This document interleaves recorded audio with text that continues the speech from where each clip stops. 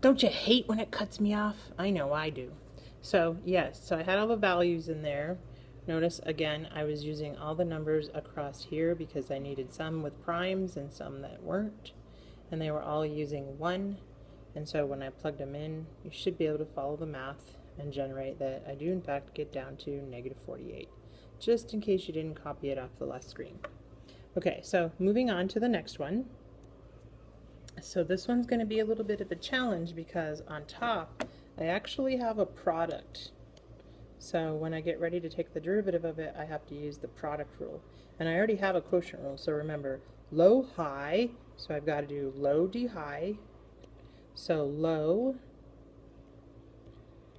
now d high, I'm going to put some brackets because I got a product rule. So for the product, I've got to use first times the derivative of the second, so that's going to be f prime, plus second times derivative of the first, but derivative of x I would be powering down, so that's just going to be 1. So all of that right there is low d high. Now I have to do minus high. That actually is an f of x. D low, so derivative of the low is going to be g prime. And then this is all over low squared. Whew. Okay, so now I gotta put a 1 in for every place.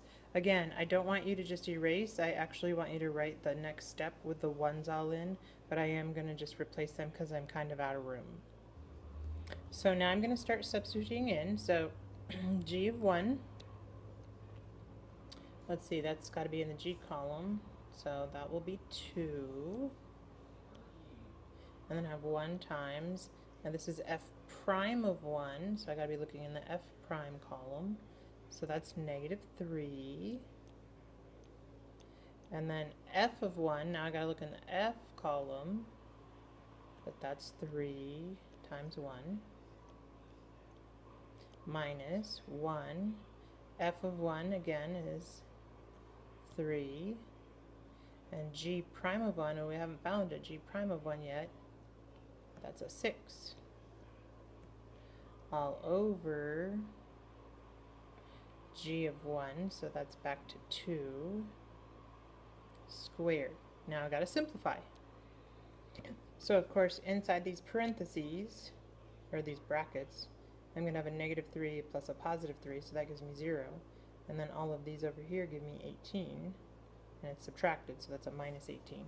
And then the 2 squared is 4, so final answer when I'm all done reducing is negative 9 halves. Not so scary, but you have to be very careful when you're reading the table, and also you have to be very careful when you're doing low high minus high d low all over low squared. So I always encourage you write it all out first and then substitute in the numbers to make sure you don't have an algebra problem.